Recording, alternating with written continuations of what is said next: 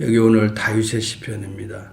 인도자를 따라 부르는 노래. 다윗의 삶의 특징은 노래의 삶에 악기를 잘 다뤄요. 그래서 악기를 다룰 때 귀신들이 떠나는 그런 일들이 있었다고요. 사울이 귀신이 들렸을 때 다윗이 노래를 부르면서 악기를 이렇게 다루면서 노래를 부르면 귀신들이 떠나요. 참 이 찬양이라는 것이 우리가 보면 그냥 노래하는 것이라고 생각하면 안 돼요. 찬양은요, 하나님을 향한 신앙 고백입니다. 또 하나님을 향한 기도입니다. 또 하나님을 향한 우리의 서원이고 각오입니다. 이 모든 것들이 찬양 속에 들어가 있어요. 그래서 하나님이여 찬송이 시온에서 주를 기다려오며, 시온인 예루살렘의 성전을 의미하지만 오늘날은 교회예요. 정말 교회에 나온다는 건 찬양하기 위해서 나온다는 거예요. 다시 말하면 찬양이 지금 기다리고 있다는 거예요. 성도들을 기다려서 같이 지금 하나님을 노래하려고요. 그래서 우리가 모이는 목표도요, 내가 은혜 받기 위해서가 아니라 하나님을 찬양하기 위해서 모이는 거예요. 하나님을 경배하기 위해서 우리가 모이는 거예요. 우리가 모여서 내가 은혜 받고 내가 잘 되고 내가 성공하고 내가 복 받고 내가 그게 아니에요. 예배는 하나님이 중심이 돼요. 하나님을 노래하고 하나님을 사랑하고 하나님을 정말 향하여 신앙 고백하고 하나님을 향해서 그의 뜻을 묻고 그러는 가운데 우리가 하나님의 뜻을 깨달을 때 은혜가 된다는 거예요. 하나님 앞에서 맞다 힘을 얻을 때 은혜가 된다는 거예요. 여러분, 내가 힘을 얻는 게 목적이 아니에요. 먼저 하나님께 영광 돌리면 또 우리의 삶에 은혜가 임해서 힘도 되고 또 우리의 마음에 어둠도 사라지고. 그리고 우리가 순서를 자꾸 바꾸니까 은혜 받지 못하는 경우가 있어요. 순서를 바꾸면 안 돼요. 예배를 드리러 교회에 나오고 교회가 나를 위해서 존재하고 그렇지 않아요. 오늘날 너무 타락해서 인본적인 신앙생활을 하려고 하는 사람이 많죠.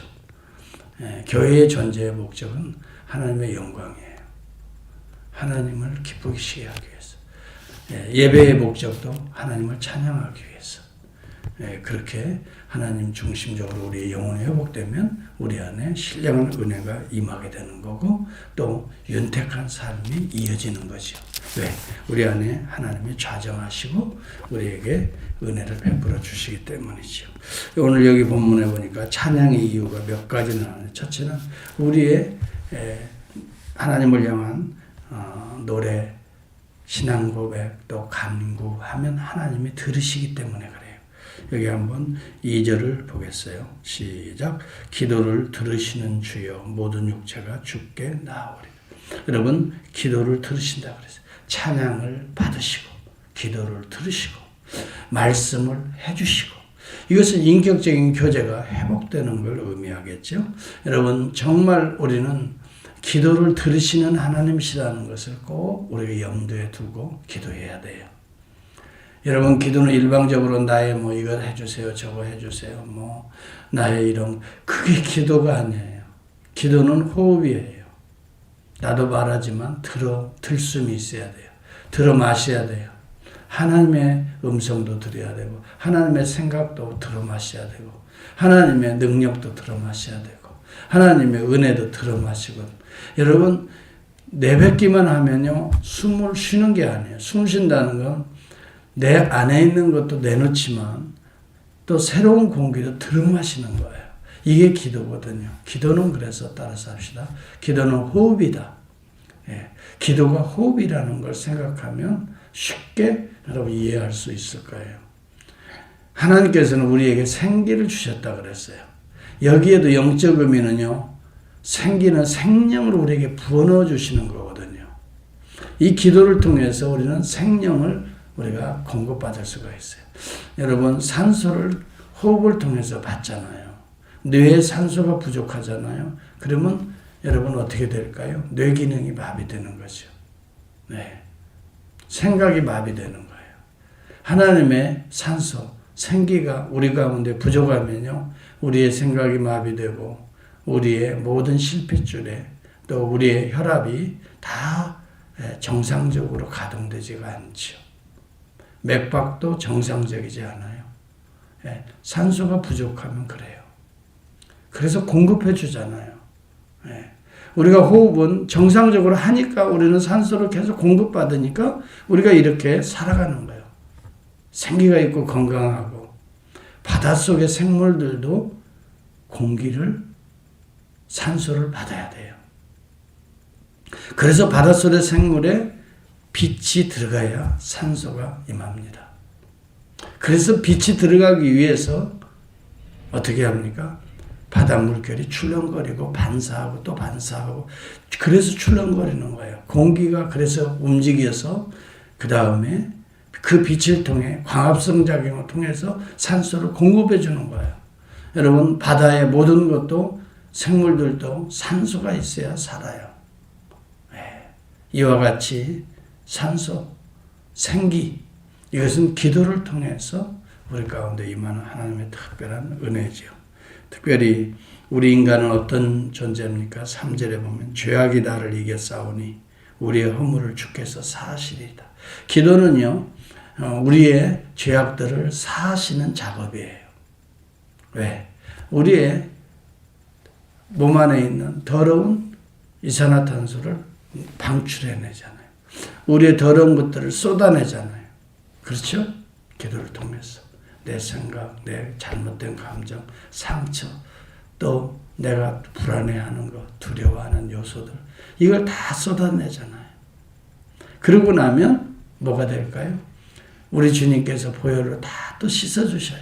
그리고 성령의 생기를 넣어주셔요. 그래서 다시 소성하게 된다. 그래서 기도가 없으면요, 살아도 사는 게 아니고, 신앙인이 기도가 없잖아요. 그러면 영적으로 사는 존재가 아니에요. 그냥 육신적으로, 세상적으로 살아갈 수밖에 없어요. 기도가 있어야 하나님의 생기를 꾸준히 공급받아야 우리의 몸이 모든 기능들이 활발하게 작용을 하게 돼요. 특별히 죄악이 나를 이겨서, 여러분, 죄를 이길 사람이 없어요. 이 고백을 누가 하고 있어요? 다윗이야. 믿음이 그렇게 좋은 다윗도 죄악이 나를 이겼대요. 내가 죄졌다 이 말이에요. 그 위대한 사도 바울도 나는 죄인이다. 죄인 중에도 뭐라고 그랬죠? 아주 골수분자 죄인이다. 괴수라 그랬어요. 여러분, 자기를 의롭게 생각하는 사람은요, 진짜로 교만한 사람이에요. 자기를 아직도 모르는 사람이에요.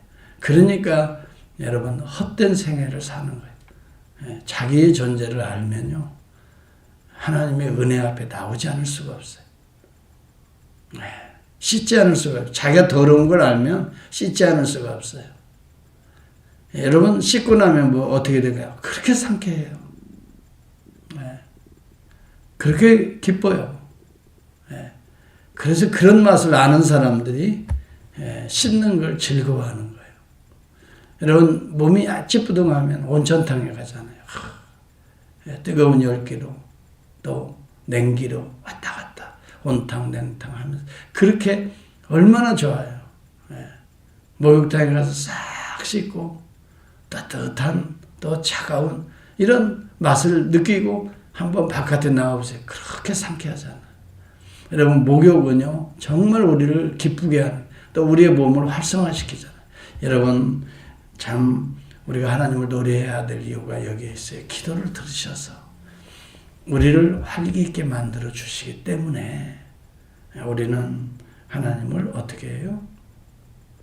찬양하고 노래하고 기쁘고, 은혜가 있으면 자꾸 노래가 나오죠. 찬양이 있지요. 감사가. 그 다음에 이런 모든 일들이 어디에서 이루어지나요? 하나님의 집에서 이루어져요. 하나님의 성전에서, 성막에서 이루어져요. 하나님의 몸 안에서 이루어진단 말이에요. 그래서 우리가 성전을 사모한, 주의 집을 가까이 하는 자가 복이 있나이다. 그런 거예요. 어디서 찬양해? 모여서 함께 찬양. 어디서 신앙 고백해? 모여서 함께 사도신경 고백해요. 어디서 함께 기도해? 성전에서 조용히 또 개인적으로도 기도하고, 또 어디서 하나님의 음성을 들어요? 말씀을 통해서. 이런 서큘레이션이 이루어질 때 우리 몸 안에 생기가 돋아나고, 그 다음에 우리에게 힘이 나타나고 산을 세우시듯이 권능으로 우리를 세워가시는 거죠. 6절에 보면 주는 주의 힘으로 산을 세우시며 권능으로 띠를 떼시며, 여러분 하나님의 산이라고 하는 것은 성전인과 동시에 오늘 그리스도의 몸이에요. 하나님이 그렇게 세우셔요. 그리스도 안에 있는 교회예요. 하나님의 교회를 또 교회 안에 있는 성도예요. 지체예요. 우리를 그렇게 세우시고 띠를 띄워주시고, 그리고 우리 안에 이런 아름다운 설렘과 바다의 설렘과 물결의 흔들림과 만물의 소유까지도 진정시키, 이것은 이런 자연환경을 통해서 하나님의 요동치는 이 세상을 하나님이 잠잠하게 하시듯이 요동치는 우리의 심령들까지도 잠잠하게, 쭉 보면 땅을 돌보사 물을 내어 심히 윤택하게 하고 하나님의 강에 물이 가득, 이것은 일반 은총을 말하지만 특별 은총을 비유하는 거예요. 우리 안을 기경해서 우리 안에 또 하나님의 씨앗을 심어주셔서 또 우리 안에 이것이 싹이 나고 물을 넉넉히 성령의 물을 대주시고, 그래서 싹을 복을 주시고 기름방울이 툭툭 떨어지고, 그리고 주님의 이 은혜의 삶이 이어진다는 거예요. 11절 같이 봅니다. 주의 은택으로 한 해를 관시우시니. 올 한 해 하나님께서 이런 은혜로 우리를 관시어 주시기를 바라요. 그걸 한번 기도합시다.